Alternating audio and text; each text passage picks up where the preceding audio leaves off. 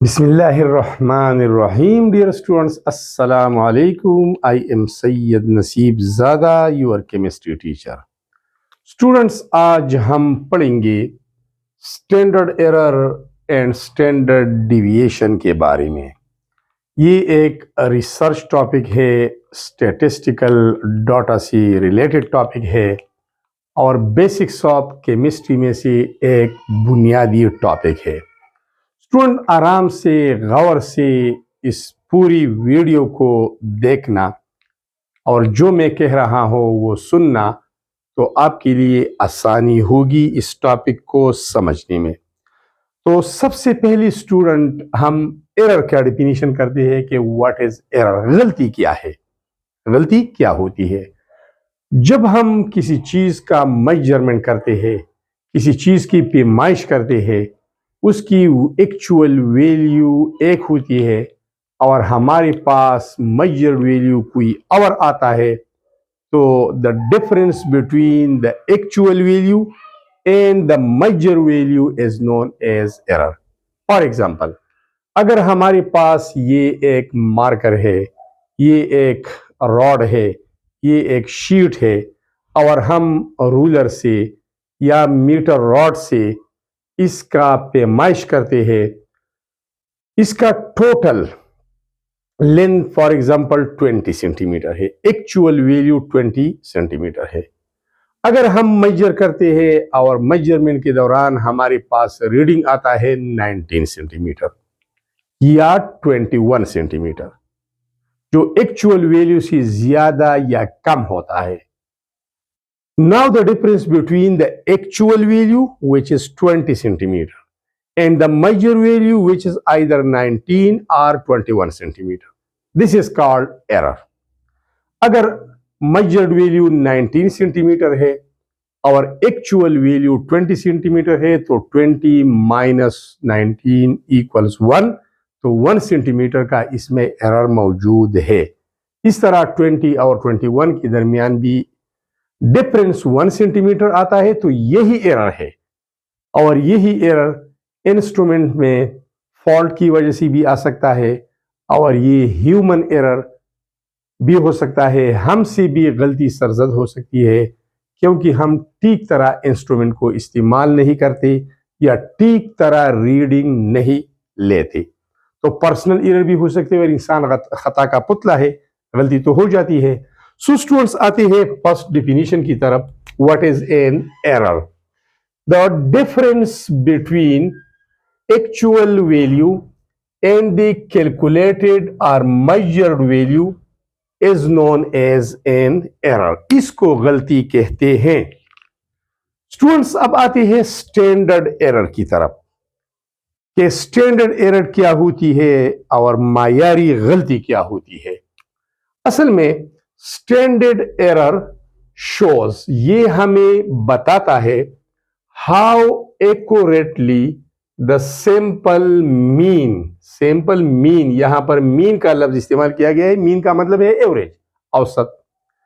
Represents the true values and decreases as the number of trials और measurements increases.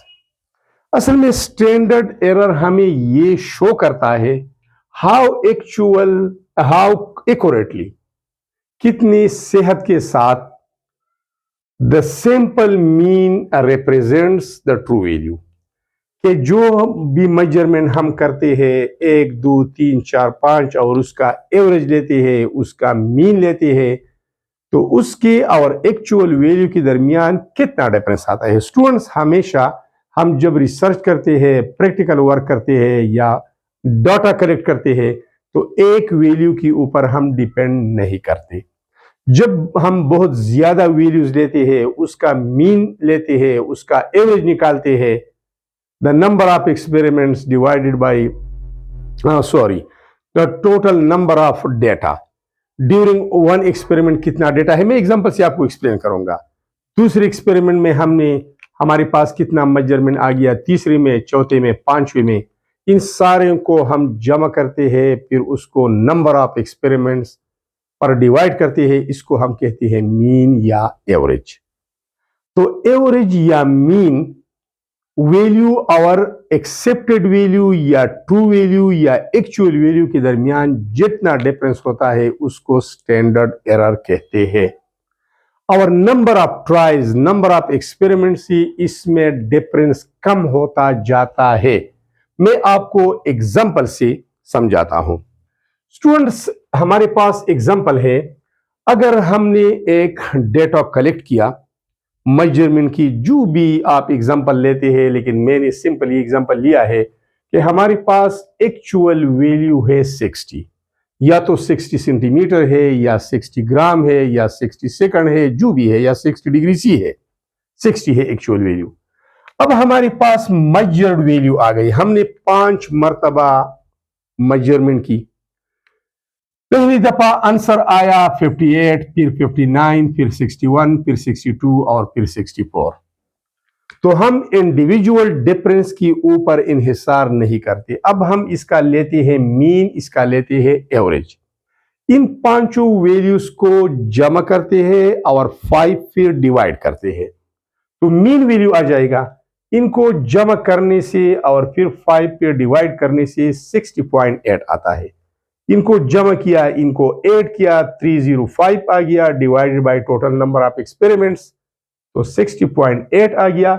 अब यहां पर जो डिफरेंस है मीन वैल्यू, ये है मीन वैल्यूज, और ये है एक्चुअल वैल्यू, इसके दरमियान जो भी डिफरेंस आ रहा है 0.8, तो इसको कहते हैं स्टैंडर्ड एरर। अब स्टूडेंट्स, यहां पर लिखा गया है, and this difference, this error decreases as the number of trials increases। अगर मैं ट्रायल्स को ज्यादा करता हूं, 5 की बजाय मैं 7 रीडिंग्स लेता हूं, 1 2 3 4 5 6 एंड 7, 64 तक तो आपने देखा। फिर मैंने 2 रीडिंग लिए, उसमें एक आंसर आया 63 और एक और आया 7वां 61। इन सातों को जमा करना है और 7 पे डिवाइड करना है, हमारे पास आता है मीन वैल्यू। इसका आंसर आएगा 425 divided by total number of experiments, so जवाब आता है 60.7। अब यहां पर इस मीन वैल्यू और एक्चुअल वैल्यू के दरमियान जो डिफरेंस आ रहा है, जो स्टैंडर्ड एरर आ रहा है, वो है 0.7। तो नंबर ऑफ ट्रायल की इंक्रीज से ये स्टैंडर्ड एरर कम हो जाता है, इसमें कमी आ जाती है। समझ गई ना बात? अब स्टूडेंट्स आते हैं स्टैंडर्ड डिविएशन की तरफ। डिविएशन का माना है इनहिराफ, मीन वैल्यू से हट कर जाना। अगर हमारे पास एक टारगेट है, एक निशाना है, उसको हम हिट करते हैं, हिटिंग से कभी यहां पर हिट आ जाता है, यहां ये, तो ये क्लोज है टारगेट के करीब, तो डिविएशन कम है, इनहिराफ कम है। अब अगर यहां पर ये टारगेट है और हम इस टारगेट को हिट करते हैं कई मरतबा, लेकिन हमारा निशाना दूर जाता है असल टारगेट से, तो यहां पर डिविएशन ज्यादा है। लेकिन यहां पर भी हम इंडिविजुअल डिविएशन पर इन्हिसार नहीं करते। फॉर एग्जाम्पल, ये है इंडिविजुअल डिविएशन, ये इनहिराफ है, और यहां पर इंडिविजुअल डिविएशन ज्यादा है, तो हमने जितनी बार भी इस निशाना को हिट किया है, उन सारी इस डिविएशन को ऐड करना है, नंबर्स पे टोटल नंबर पे डिवाइड करना है, हमारे पास आता है मीन डिविएशन या स्टैंडर्ड डिविएशन। आ गई ना बात समझ में? समझ रहे हो ना? अब मैं एग्जांपल से इसकी वजाहत करता हूं, बहुत इंपॉर्टेंट है स्टूडेंट, बहुत ही इंपॉर्टेंट है एग्जांपल। सबसे पहले डिफाइन करते हैं standard deviation. Standard deviation measures how much individual data, ये आपके पास है इंडिविजुअल डेटा, ये है, या यहां पर ये आपके पास इंडिविजुअल है, ये भी इंडिविजुअल है, ये भी है। हर एक डेटा इंडिविजुअल डेटा होता है, इनफिरादी डेटा होता है, आदाद शुमार होता है। Values spreads are scatter out from the mean or average. Mean से या एवरेज से हर एक इनफिरादी डेटा कितना डिविएट करता है, कितना इनहिराफ करता है, कितना स्कैटर्ड होता है, स्प्रेड आउट होता है, मुंतशिर होता है, लेकिन मीन से एवरेज से। अब आते हैं यहां पर, ये दो वैल्यूज भी इंतहाई इंपॉर्टेंट है। High standard deviation, data widely spread. अगर स्टैंडर्ड डिविएशन ज्यादा है तो इसका मतलब यह है कि डेटा वाइडली स्प्रेड है। यहां पर देखिए ये वाइडली स्प्रेड डेटा है। एंड लो स्टैंडर्ड डिविएशन, अगर स्टैंडर्ड डिविएशन लो है तो data close to the mean, ये डेटा जो है ये मीन के करीब तर है, मीन के करीब तर है। ये तो सिंपल सी बात है। हाई डिविएशन, डेटा स्कैटर्ड है, एक्सेप्टेड वैल्यू ट्रू वैल्यू से वो काफी दूर है। और लो स्टैंडर्ड डिविएशन है तो डेटा वो मेजर्ड वैल्यू, एक्सेप्टेड वैल्यू या ट्रू वैल्यू की इंतहाई करीब है। ये एग्जांपल इंतहाई इंपॉर्टेंट है। अब स्टूडेंट्स, मैंने ये ड्रॉ किया है ग्राफ, यहां पर देखिए, इसमें आप कोई भी डाटा ले सकते हैं। मैंने डाटा क्या लिया है आपकी आसानी की खातिर ये है कि ये कितने पर्सन्स है, 1 2 3 4 5 6, ये आपके क्लास में 6 स्टूडेंट्स हैं, 6 तलबा है, ठीक है। एक का हाइट है 173 सेंटीमीटर, दूसरी का हाइट है 147 सेंटीमीटर, सिमिलरली 140 सेंटीमीटर है, 163 है, 146 है और 161 सेंटीमीटर है। ये जो ग्रीन लाइन आपको नजर आ रहा है, ये हाइट है हर एक इंडिविजुअल स्टूडेंट का या एनी पर्सन का। स्टूडेंट के अलावा भी पर्सन हो सकते हैं, कोई और डेटा भी ले सकते हैं, ये आप टेम्परेचर भी ले सकते हैं, आप मास भी ले सकते हैं, कोई बात नहीं है, लेंथ भी ले सकते हैं। अब इसका हमने मीन ले लिया है, मीन लेना है, एवरेज लेना है, तो इन सारी वैल्यूज को ऐड करना है और फिर नंबर पे डिवाइड करना है। मेरा मतलब ये है 173 plus 147 plus 140 and so on divided by 1 2 3 4 5 6 पे डिवाइड करना है। हमारे पास जो मीन आता है वो है 155 सेंटीमीटर। ये मीन आ गया इस इंडिविजुअल डेटास का, समझ गई ना बात। अब ये 155 सेंटीमीटर मीन है, ये एवरेज है, ये इस लाइन से मैंने जाहिर किया है।